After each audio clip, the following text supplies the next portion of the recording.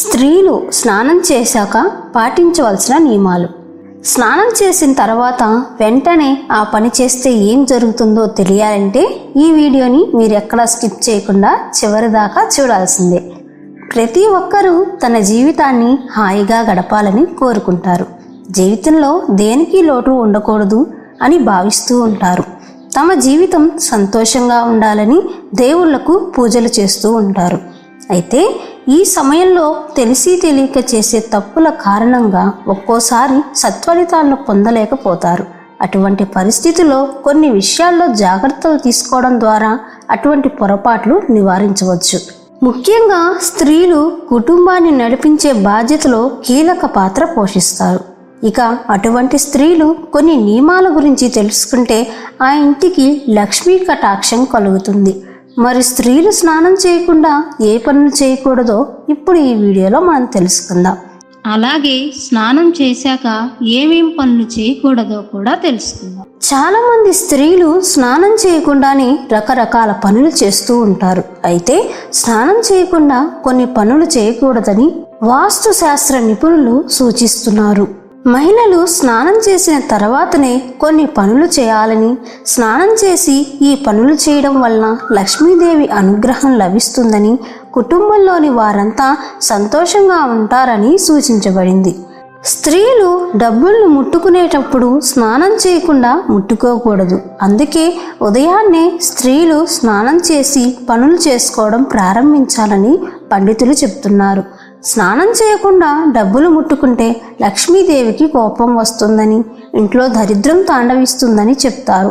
లక్ష్మీదేవి రూపంగా పరిగణించబడే డబ్బును స్నానం చేసిన తర్వాత ముట్టుకుంటే మంచి ఫలితాలు ఉంటాయని చెబుతున్నారు. అలాగే మహిళలు స్నానం చేయకుండా ఎప్పుడు పడితే అప్పుడు తులసి మొక్క మీద చెయ్యి వేయకూడదు. అలాగే తులసి మొక్కకు నీళ్లు కూడా పోయకూడదు. ఇలా చేస్తే లక్ష్మీదేవి ఆగ్రహానికి గురవుతుందని పండితులు చెబుతున్నారు. ప్రతి ఇంటిలోనూ తులసి మొక్కను నాటడం, తులసిని పూజించడం చాలా శుభప్రదమని చెబుతుంటారు. ప్రతిరోజు పూజ చేసిన తర్వాత స్త్రీలు తులసి మొక్కకు నీళ్లు పోసి పూజిస్తే లక్ష్మీదేవి అనుగ్రహం మీకు కలుగుతుంది. అందుకే పొరపాటును కూడా ఎప్పుడు పడితే అప్పుడు తులసి మొక్కను ముట్టుకోకూడదు.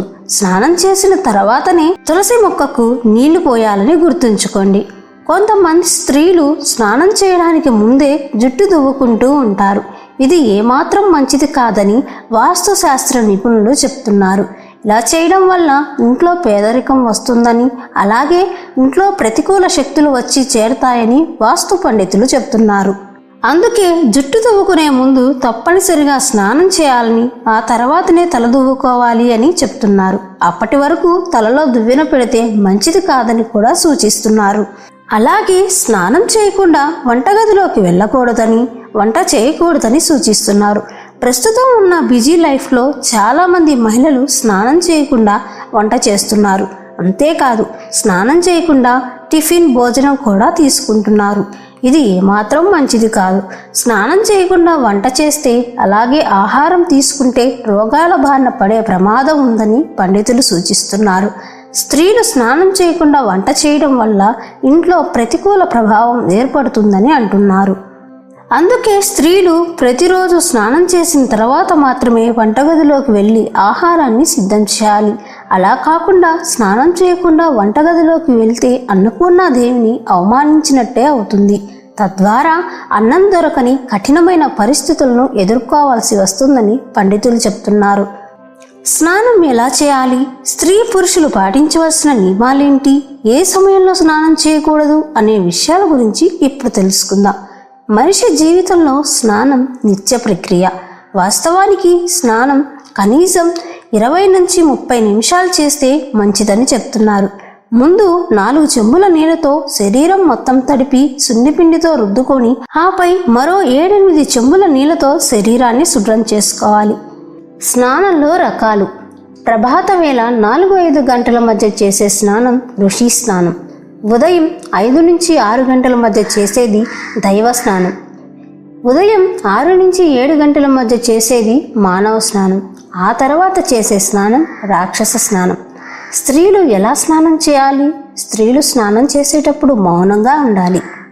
ఒంటి మీద ఒక వస్త్రం చుట్టుకొని స్నానం చేయాలి. అంతేకాని నిర్వస్త్రంగా స్నానం చేయకూడదు. స్నానం అయిన తర్వాత ముందు ముఖాన్ని, ఆ తర్వాత ఒళ్ళంతా తడి ఆరేలా తుడుచుకోవాలి.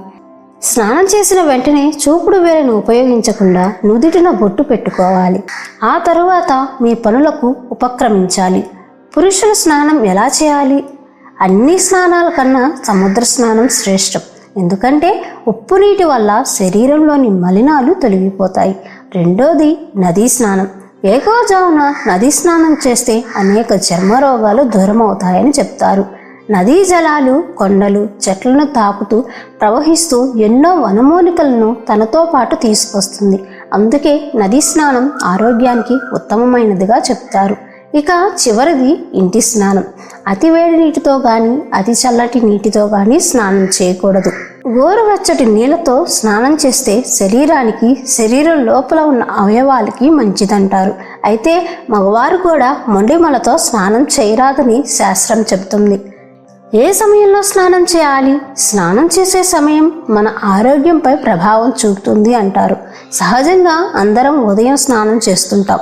అయితే రాత్రి కూడా చేయడం చాలా మంచిదని నిపుణులు చెప్తున్నారు. సాయంత్రం స్నానం చేయడం వల్ల ఆరోగ్యానికి మరింత మంచిదని చెప్తున్నారు. ముఖ్యంగా వేసవి, వర్షాకాలాల్లో రాత్రిపూట స్నానం చేయడం వల్ల చాలా ప్రయోజనాలు ఉంటాయని పలు అధ్యయనాల్లో వెల్లడైంది. రోజంతా రకరకాల పనుల్లో బిజీగా ఉండడం వల్ల రాత్రి స్నానం చేస్తే ఒత్తిడి దూరం అవుతుందని నిపుణులు చెప్తున్నారు. ఏ సమయంలో స్నానం చేయరాదు? కొంతమంది భోజనం చేసిన తర్వాత స్నానం చేస్తూ ఉంటారు.